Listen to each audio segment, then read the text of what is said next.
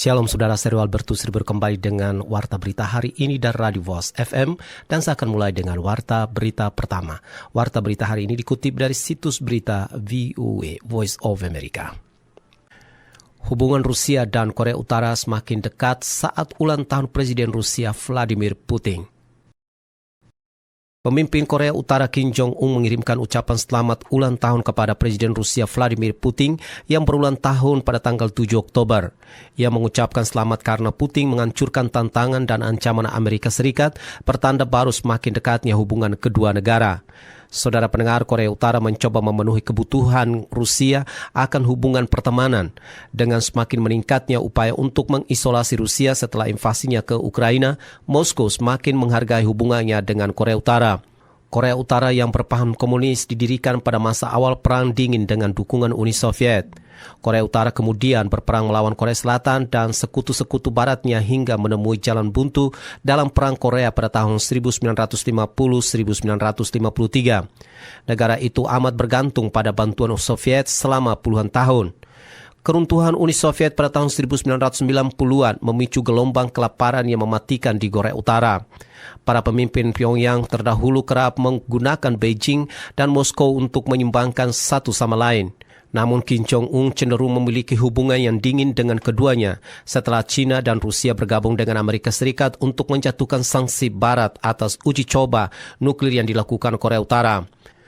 Pada tahun 2019, Kim Jong-un dan Putin bertemu untuk pertama kalinya pada sebuah konferensi tingkat tinggi setelah Kim Jong-un mencoba memperbaiki hubungan negaranya dengan Rusia.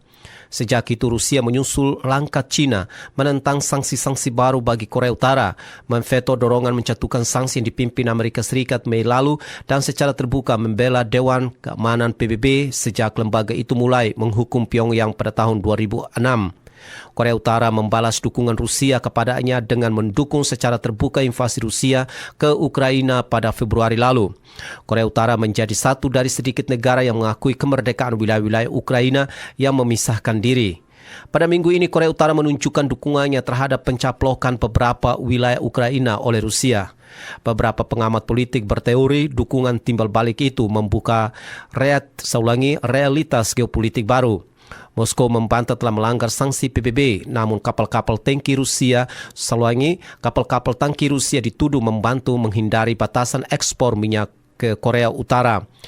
Saudara pendengar, pejabat Rusia bahkan sempat membahas gagasan untuk mempekerjakan tenaga kerja Korea Utara di wilayah-wilayah Ukraina yang memisahkan diri, meskipun mekanisme itu telah dilarang oleh Dewan Keamanan PBB.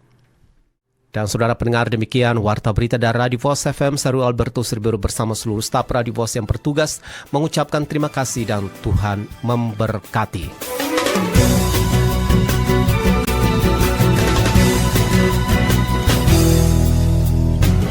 Hakarak iminia bisnis belesai conhecido?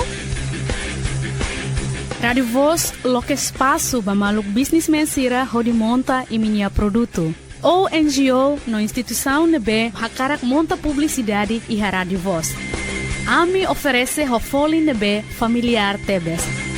Radio Voz Itania Radio.